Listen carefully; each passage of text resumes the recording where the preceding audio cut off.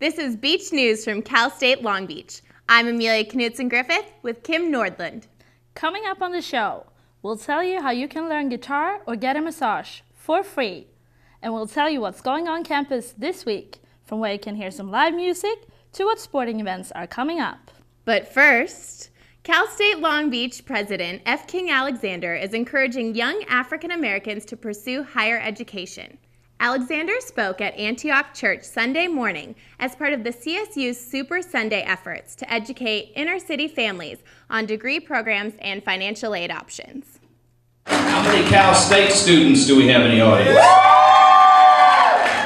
Alexander said that by 2018, about 60% of all California jobs will require a college degree, and we want to make sure that each year more African American students graduate from college and are able to compete for these jobs. But I'm here to thank you because when I asked you, and the point I was trying to make is that it's all of our issues if they don't graduate. As all of you know, with your degrees, nobody can take that away from you. According to a recent report by the Education Trust, CSULB was ranked 22nd of 450 universities in the country for improving graduation rates for African American students. 4 other Cal State universities were also ranked in the 25 top schools in the nation. CSU trustees and campus presidents will continue to speak at more than 100 churches through February and March. For a campus that holds history of black activism, Cal State Long Beach students feel that Black History Month has not been widely represented this year. Some express their views. On this campus, I think we can do better. Aside from it being Black History Month, that's all I really know, and that's all I've seen on campus. As of recent, I haven't heard too much about it. I feel like they could do a better job. A lot of people still clump it with Martin Luther King Jr. Day. A lot of times when you hear anything about Black History Month, they ask, like, oh, what hasn't already passed and we already have a holiday for it? It's just like, no, it's a full month. I don't really know much about it. I know it exists. I don't think it's done on purpose. I think it's just probably because of all the issues they have with, like, tuition rates, state budgets. Member of the CSULB African Student Union, Tahaka Anderson, gives us his perspective. But if we remember the legacy of Dr. Carter G. Woodson, who in 1926 initiated Negro History Week because he felt that African Americans were not being remembered in terms of what they have done to build this great nation. And then later on, Negro History Week became Negro History Month, I believe. Then later on, that got recognized as Black History Month. But the ultimate goal of Dr. Carter G. Woodson was to have Black history properly implemented into academic curriculum. So as you can see, CSULB students remain concerned. Long Beach State is recognized for its ethnic diversity. Some students say this is one of the main reasons why Black History Month must be illustrated effectively. On campus, Beverly Ajman, Beach News. In world news, South Korea has elected its first female president, Park Geun-hye. With a large gender gap, Park focused her election on starting new and getting away from the male politics. She surprised the country by choosing only 2 females for her cabinet and has left people wondering what she will do to get away from the sexism. She was inaugurated Monday. California gas prices are now in the second highest in the country after Hawaii. Gas has increased over 53 cents since the beginning of February, and students are paying the price. Many CSULB students already focus on school, extracurriculars, and work. But with gas prices continually rising, some students are looking more closely at their budget. Gas prices have definitely affected my budget. I drive a Jeep, so it's a gas guzzler, and I also have an internship in LA, so I have to drive there and back. Pretty much all my money goes to gas. Despite the increase, gas stations are still busy and haven't seen a significant decrease in gas sales. With gas prices soaring over $4 a gallon, it leaves students at Cal State Long Beach looking for alternatives to driving. I do take the bus to school since we do get free transportation with our ID. But other than that, I mean, there's not much I can do. Many students have started to utilize the U-Pass, in which they can ride Long Beach buses for free, and others have started to ride bicycles. Used to drive every day, so that's four days a week, but now it's just become too much, so I got a bike. Only because of the gas prices, really. It just became a bit too much as a student, so bike's a lot cheaper. So it's about a 15-minute bike ride, so it's not too bad. Unfortunately, it doesn't look as though gas prices will go down anytime soon, and parking isn't getting any easier. Choosing a career path can be difficult for college students. Many believe it will set the stage for how their futures will look. Sometimes it is an important decision that ultimately comes down to money or happiness. Stephanie Harada reports. Some students come to college with a game plan and know exactly what they want to study. On the other hand, others are deciding whether they should choose a major that will result to a greater chance of success financially or pursue their passions. Rigoberto Pulido, an industrial design student, believes students should follow their hearts and not the money. To prosper in life and hopefully, gain successfulness from that, don't come into school thinking about the money. Come into school thinking about yourself. But some believe that students should not just rule out the money factor. Professor Joy Goebel gives advice on the matter. Think about where you see yourself 5 years from now. But it's also important to just determine that you've got to be able to support yourself when you get out of college. This life choice is a decision that many students continuously have trouble making, but they're not alone. The Career Development Center is a great resource to get help when making big decisions that will affect a student's future. Terry Armstrong, Communication Coordinator and Career Advisor at the Career Development Center, works with students who are having issues deciding on a career path. She understands the stress and pressures they are facing. The pressure to either help with financial responsibilities or to show their parents that the money that has been put forth to invest in their education has yielded results. And so a lot of times it's to please their parents or to please some external factor other than themselves. At the end of the day, students have to make a decision that they can live with. They have to really consider, is what they're doing worth the sacrifice?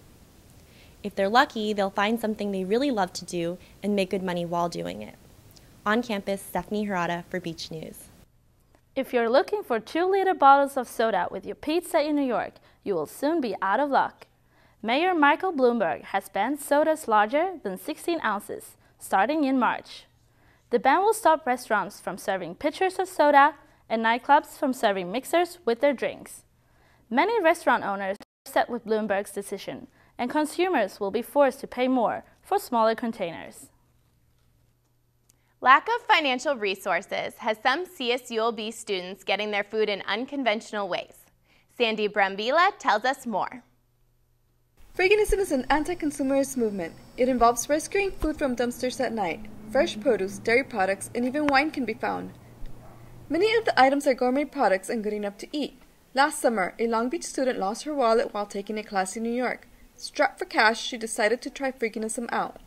When I started to do it, it was just, sort of out of necessity. I don't have any money and I still have to eat, so let me give this a shot. And it worked out, and I didn't get sick. It wasn't dirty. It's kind of fun because, you don't know what you're going to get. It can be a surprise. Most people think of dumpsters as a place for trash. A freegan would think nothing of taking their trash dinner from this trash can. This box of muffins would be fair game. Another way to get free food is to get donations or to grow it yourself.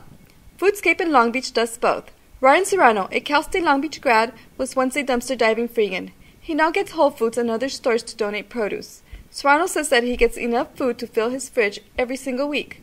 What he can't use, he shares with others.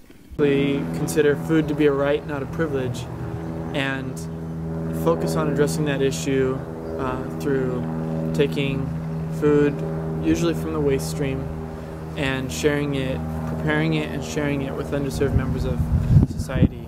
Food that is truly unedible goes into the compost bin. I take a more holistic and ecological approach to food production. So here we're developing more of an agroforestry system where there's a major focus on trees and designing it in a way that there's a lot of perennial forage and perennial vegetables that don't necessarily require as much human input to stay alive and produce. Serrano teaches urban gardening every Thursday and Sunday from 9:30 a.m. to noon. Classes are informal and everyone is welcome. At the Chestnut Lot, Sandy Brambilla, Beach News. Getting free food as a freegan isn't the only major discount in town. One local organization takes the word free to a whole new level. They're called the Long Beach Time Exchange, and their concept isn't complicated. Instead of cash, members exchange time for services. Matthew Sosa is in the studio with the co-founder of the organization. The Long Beach Time Exchange is an organization that lives up to the saying, I scratch your back and you scratch mine. I'm joined by their co-founder, Christine Pettit. Christine, thanks for joining us. Thank you. So from my understanding, it's a system where community members give and receive services in exchange for time dollars rather than money. So how exactly does it work? Well, I'll use myself as an example. I've offered childcare through the Time Exchange. So if I watch a friend's child for 2 hours, then I earn 2 time credits, and then I can spend that with anyone else in the network. So some of the things that I've received are help with my taxes, help in the garden, massage, everyone's favorite. That sounds pretty good. Mm-hmm. So how long of a massage can you actually get? Well, it's hour, based on an hour, hour for an hour. So usually it's... So pretty much if I come in, I volunteer to do some gardening for you, I can get a 1 hour massage in return. Yeah, and it's not between the two of us, it's that you can help me out, you earn your time credits, and then you look for anyone in the network who's offering what you want.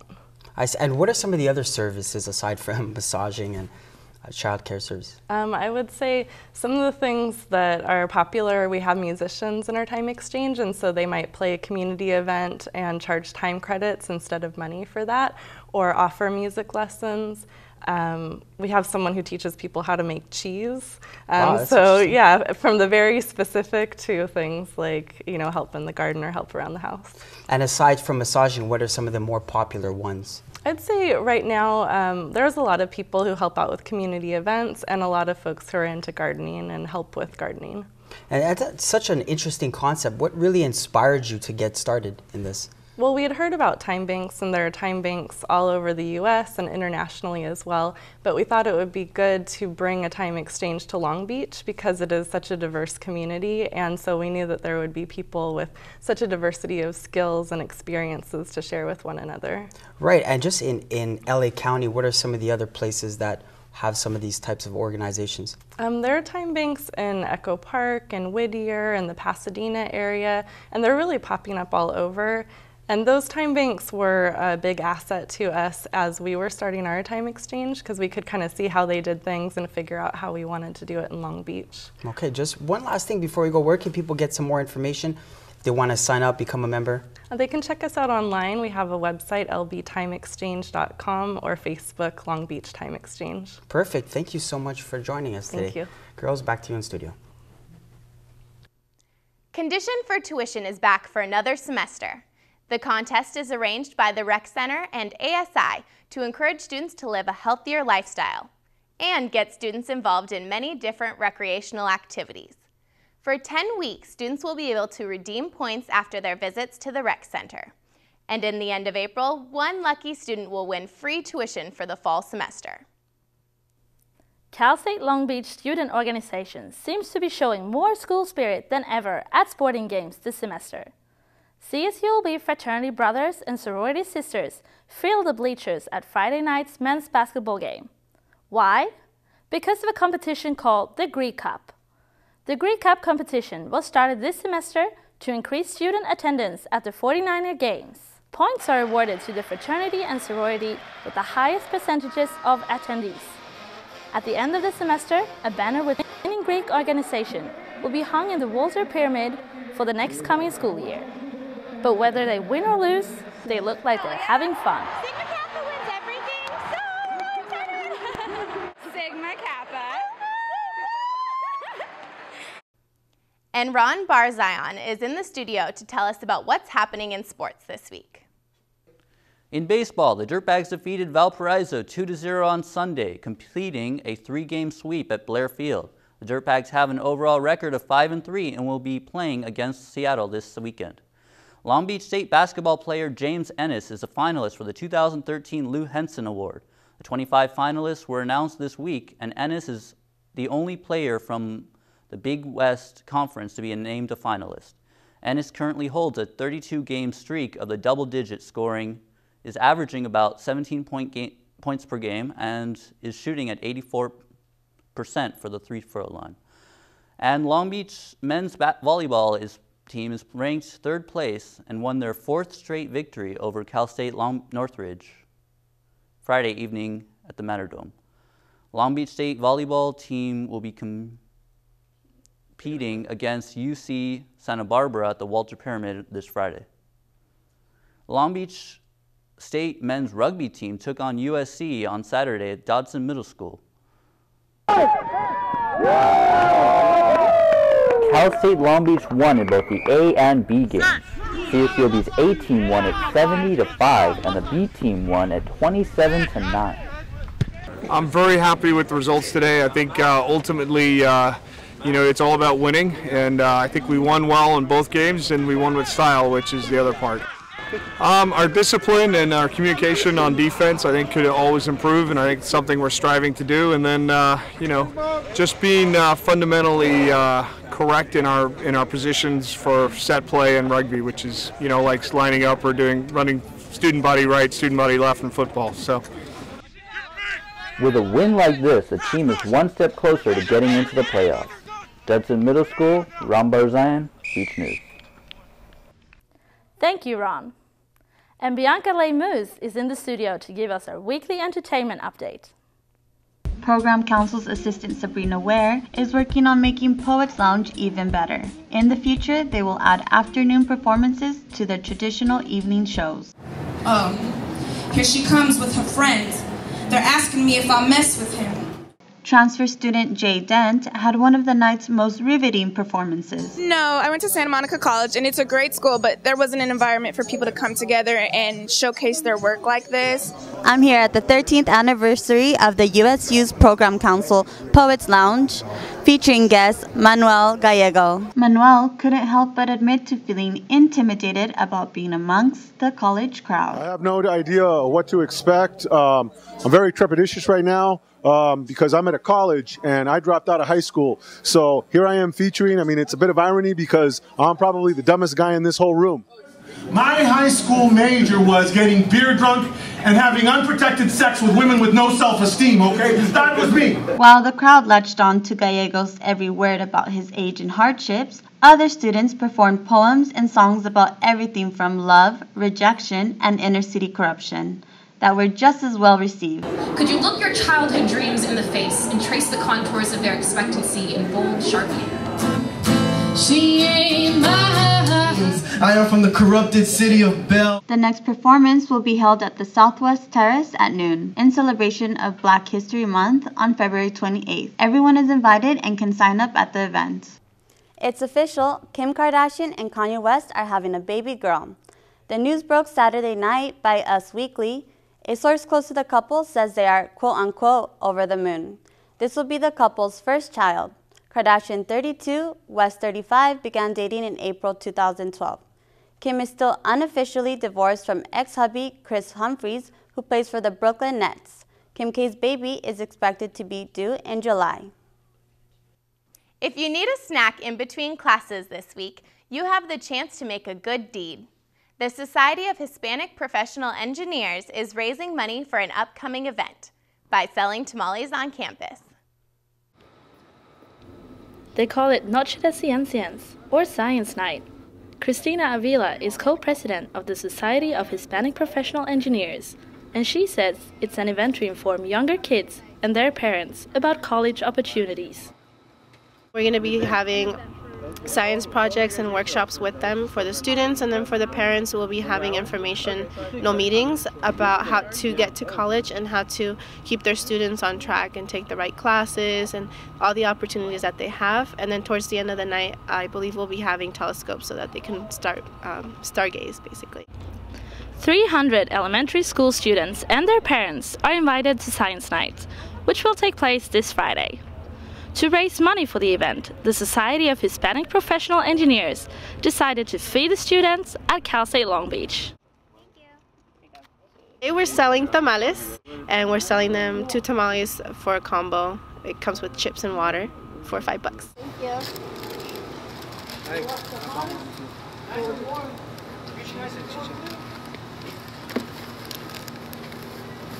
What's the other flavor you want? I'm taking the last chicken. You're what taking other the last flavor do you chicken? want? Okay. These tamales are delicious. I love them. I ate 4 yesterday actually, just because I really like them. The Society of Hispanic Professional Engineers will be selling tamales on campus every day this week through Thursday. You've been watching Beach News from Cal State Long Beach. Thank you for tuning in. Once again, I'm Amelia Knutson Griffith with Kim Nordland. Join us next time for another edition of Beach News.